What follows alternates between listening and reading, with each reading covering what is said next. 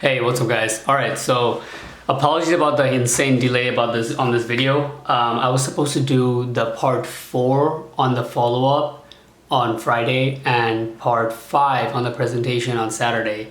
And I was then going to announce the price increase, which I've been talking about, on Sunday evening, right? Which is tonight.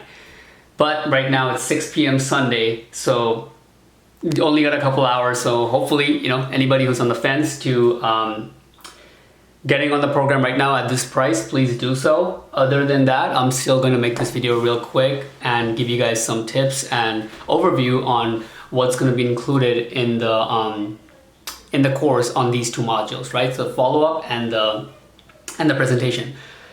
All right, so let's get into it. I'm going to keep it short. So for the follow-up, overall, I can say that it's the least sexy.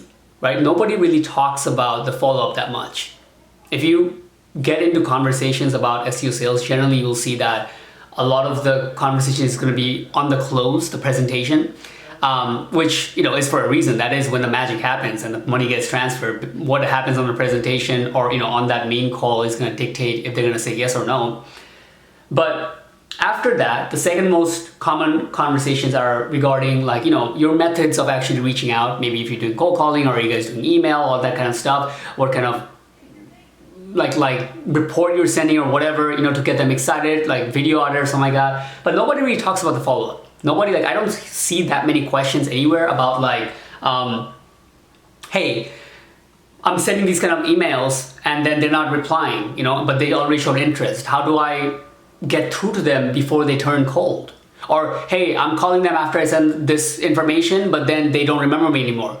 All these things happen on a daily basis. And where I realize is that the follow-up is the place where you can put the least amount of energy and get the most effort. But nobody puts the proper energy, right?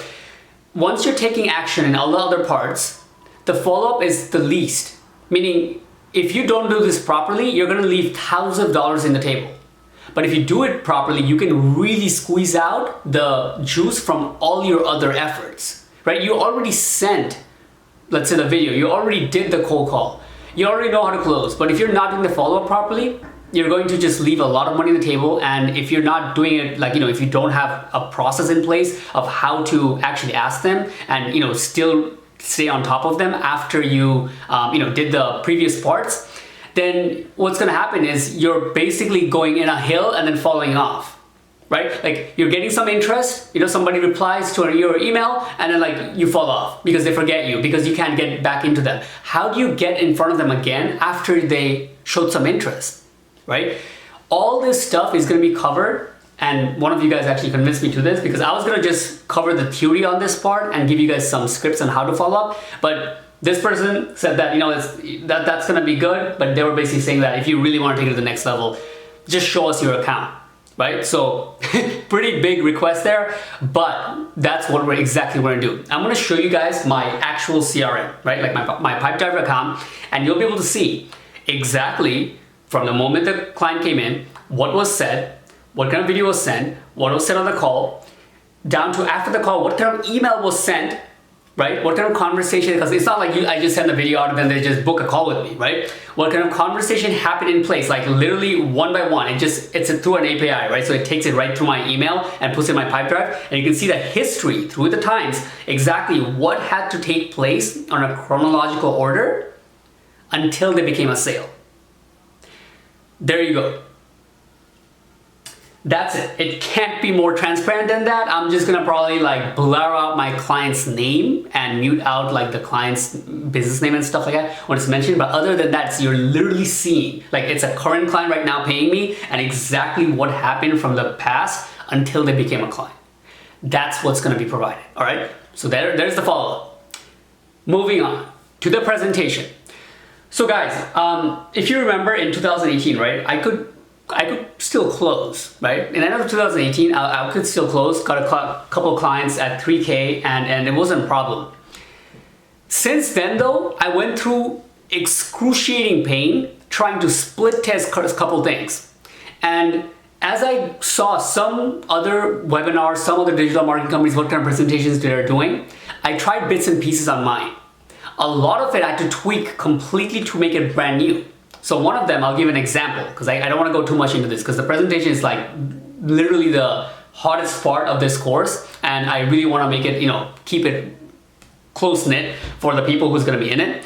But for example, I still see a lot of people asking a whole bunch of questions right in the beginning of presentations. Like, how much more money do you have for marketing? How much are you guys currently spending? What's like this? What's a blah, blah, blah? All these like questions that you ask them, boring the guy to death. All the while, they know that you're gonna use these same questions to sell them the product like 20 minutes later. That shit is kind of old news. It doesn't really work anymore.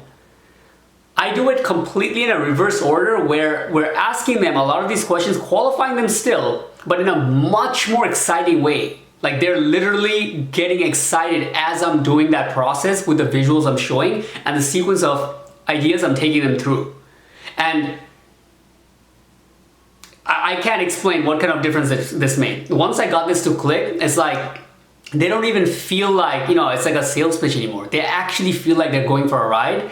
And that's one of the most powerful parts of the presentation. It's the excitement. It's how I make them feel while they are going through the sales pitch, right? And this alone, I'm giving you guys a lot on that right now, right? If you guys can really conceptualize from where I'm getting at, you'll be able to take just what I'm saying now and be able to add elements and take your business in an entirely different direction, just from this kind of tip.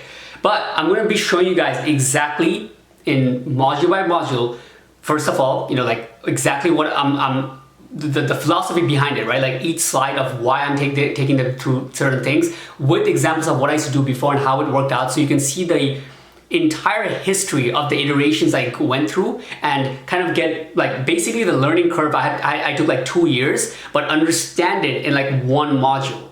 So like I said, presentation is going to be the most powerful part of this. And once people go through this, you're going to be in a position where you just don't lose the opportunity, right? Like you get an opportunity, there's just such high chance you're going to be converting people. It's going to come to a point where it's going to feel like that you're just not losing sales. It's happened to me before multiple times. There's been streaks of times where in that period of time, I was closing about 70 to 80%.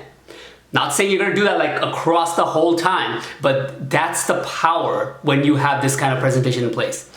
So these are the two things that I just want to give you guys some input on before I close it down for this price level.